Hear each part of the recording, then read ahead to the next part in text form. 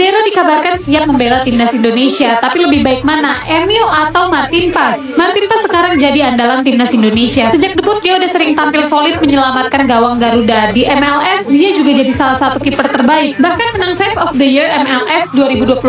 Klik link di bio gue dan tonton aksi mereka. Emil Laudero berkarir di Eropa, pernah main buat Juventus, Sampdoria, Como, dan sekarang di Palermo. Tapi jujur aja, selama di Serie A dia lebih sering jadi kiper cadangan. Pengalaman dia di Liga Top Eropa emang keren, tapi minim menit bermain bisa jadi masalah. Kalau Emil resmi gabung timnas, apakah dia bakal langsung ngegeser Martin Pas? Oh, belum tentu. Martin Pas pasti jadi pilihan utama. Nah, ini bagus kalau misalkan Emil gabung dengan timnas, dia bisa jadi opsi kedua kalau Martin Pas cedera. Itu sebenarnya.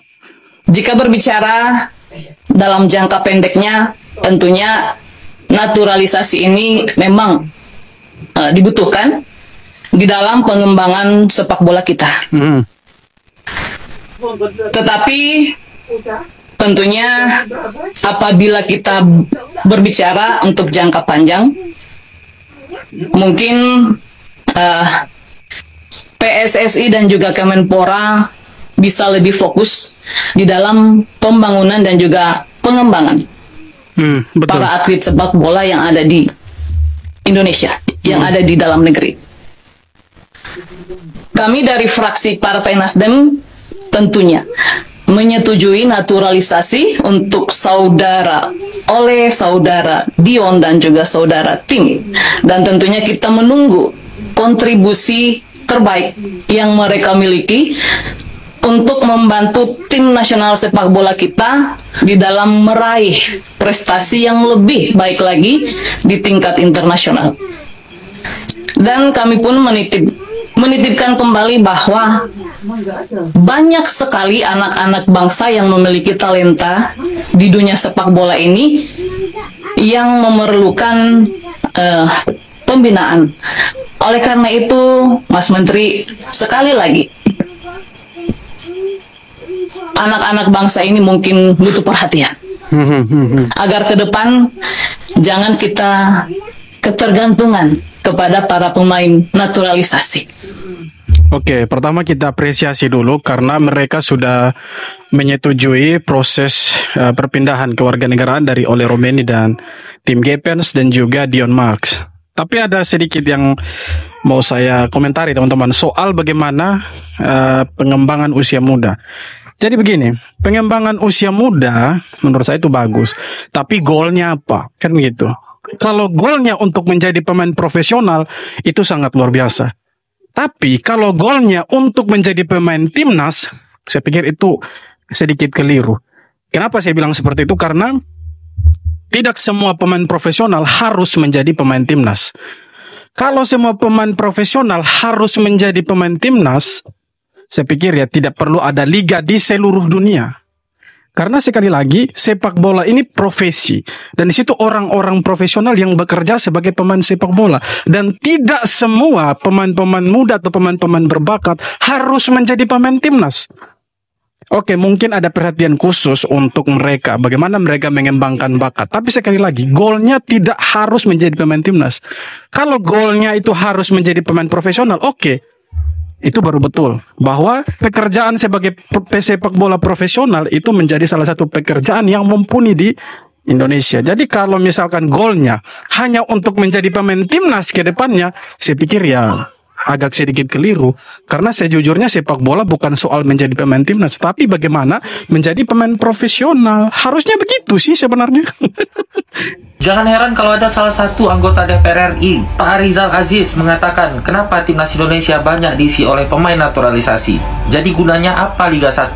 Waduh, kayaknya Bapak ini nggak paham guys, kenapa timnas Indonesia banyak diisi oleh para pemain naturalisasi. Atau mungkin Bapak ini juga kurang terlalu paham bahwasanya para pemain naturalisasi itu adalah para pemain yang memiliki darah keturunan Indonesia. Ya, pernyataan Pak Rizal ini diungkapkannya dalam sidang proses naturalisasi oleh Romeni yang dilakukan beberapa waktu lalu, di mana Pak Aziz ini mengatakan proyek naturalisasi yang gencar dilakukan oleh PSSI berpotensi mematahkan mimpi generasi muda sepak bola Indonesia.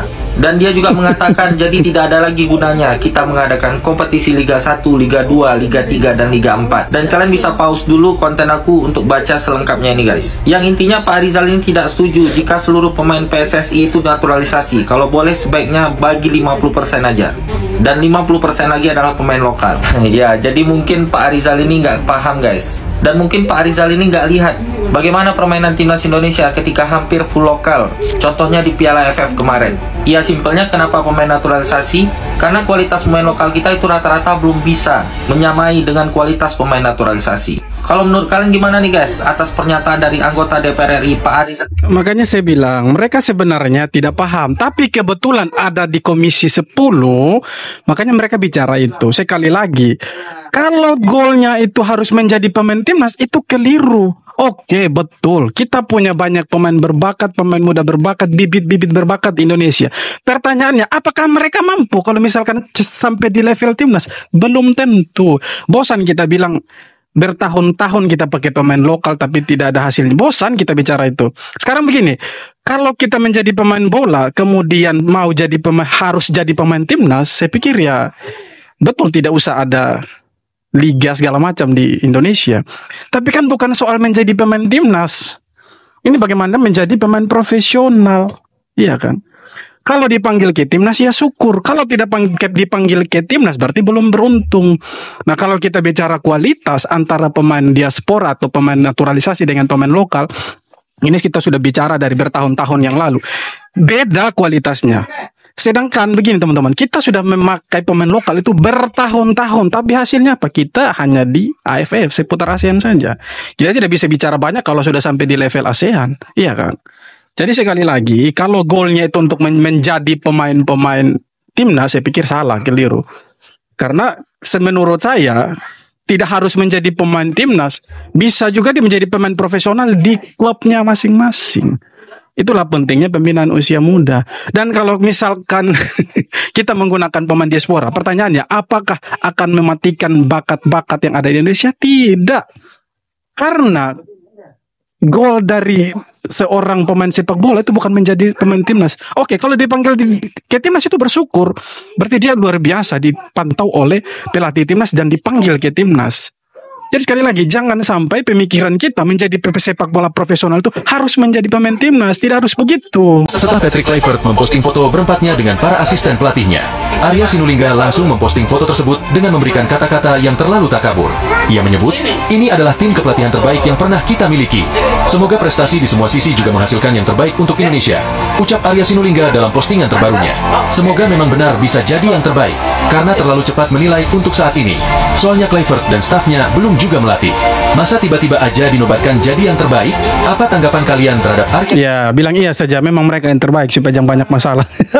Ada yang lucu nih guys, bagi kalian yang ngikutin rapat tadi ya, ada yang lucu satu buat yang lucu. Kan hari ini kan DPR gelar rapat bahas proses naturalisasi oleh Kuipers dan Dion kan. Hari ini nih tadi ya, ada salah satu DPR ini yang pakai kacamata ini guys, nih ya.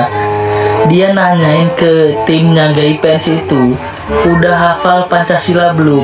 Ini kan lucu ya guys, ini kan proses naturalisasi. Harusnya pertanyaannya itu, seberapa kamu mengenal Indonesia, makanan khas Indonesia itu apa, terus kosakata Indonesia pertama kamu apa yang kamu tahu, gitu guys. Pertanyaan-pertanyaan yang mendasar, itu pertanyaan-pertanyaan tajam itu soal Pancasila. Orang Indonesia aja nih Pak, pribumi aja ya, yang udah lahir warga negara Indonesia, belum tentu hafal Pancasila Pak. Betul. Bapak tanya ke anak-anak SMA, SMP, SD sekarang Pak, belum tentu bisa. Ini orang yang baru mau naturalisasi udah ditanyain kayak gitu. What the heck? Kenapa tidak tanya sekalian ini undang-undang ya? Ingin kalah saing dengan bek muda di timnas, Jordi Amat tingkatkan fisiknya. Jordi Amat baru-baru ini jadi sensasi dalam sesi latihan LGBT. Ya, bek berpengalaman timnas itu nampak muncul dalam bau dikekarnya saat latihan. Nampaknya Jordi Amat selama ini telah melakukan latihan intens untuk meningkatkan kemampuan fisiknya, dan ia mulai sadar bahwa persaingan bek tengah timnas sangatlah sengit. Maka dari itu dia tak ingin kalah saing dengan Jai dan Mes Hilgers. Apalagi pengalamannya sangat dibutuhkan untuk membimbing bek muda Indonesia. Nah ini nih kayak begini nih yang bagus teman-teman. Ada hal positif.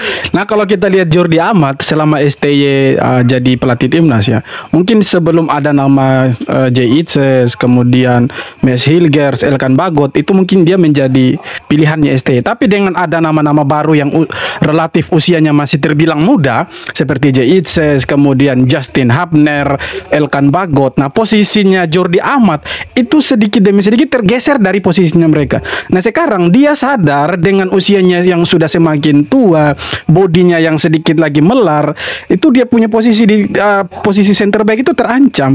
Nah di sini dia mencoba untuk buat dia punya badan sekekar mungkin supaya dia bisa dilirik lagi sama pelatih baru. Nah coba pemain-pemain yang lain, maksudnya pemain-pemain bola profesional yang ada di Indonesia, tirulah hal yang sama dari si Jordi Amat ini. Jangan kemudian ketika sudah tidak dipanggil lagi di timnas kemudian buat sensasi di luar. Nah itu yang tidak kita harapkan gitu. Maksudnya inilah hal-hal positif yang dibawa dari pemain-pemain naturalisasi yang harus dilihat oleh pemain-pemain kita di liga-liga lokal ini supaya mereka semakin bagus dan bisa bersaing dengan pemain-pemain yang ada sekarang. Pemain-pemain dari yang bermain di liga luar, pemain-pemain diaspora yang kualitasnya jauh di atas mereka. Nah kalau mereka melakukan hal yang sama seperti yang dilakukan sama Jordi Amat, tidak menutup kemungkinan mereka juga bisa dipakai di timnas. Kan begitu sebenarnya. Naturalisasi pemain, saya PSSI kena kritik anggota DPR RI terkait naturalisasi di timnas Indonesia. Ayo kita dengar. Kedepannya anak-anak generasi kita tidak ada lagi yang akan main bola. Kenapa? Anak generasi kita bermain bola karena ada yang diharapkannya. Oke, betul sekali.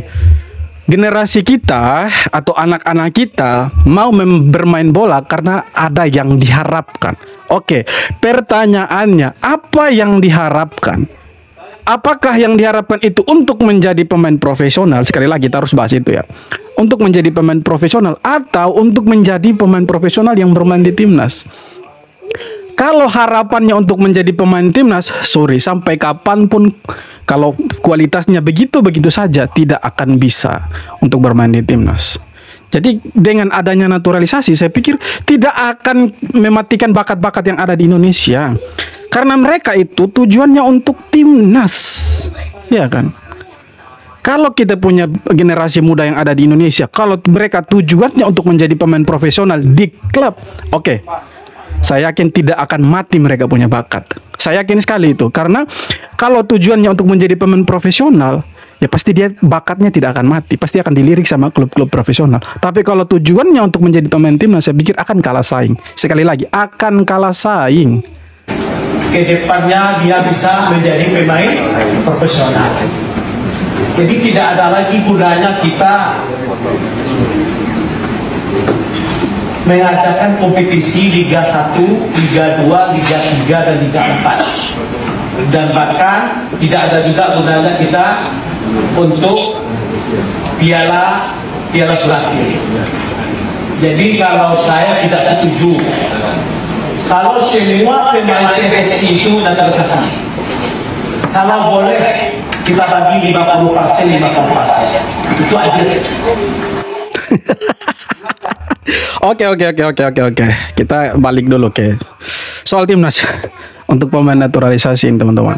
Nah, kalau dia bilang liganya tidak ada gunanya lagi liga kalau semuanya pemain naturalisasi, saya pikir itu juga salah besar. Karena begini, liga itu diadakan untuk pemain-pemain profesional dan klub-klub profesional yang ada di setiap negara ya, terkhususnya Indonesia.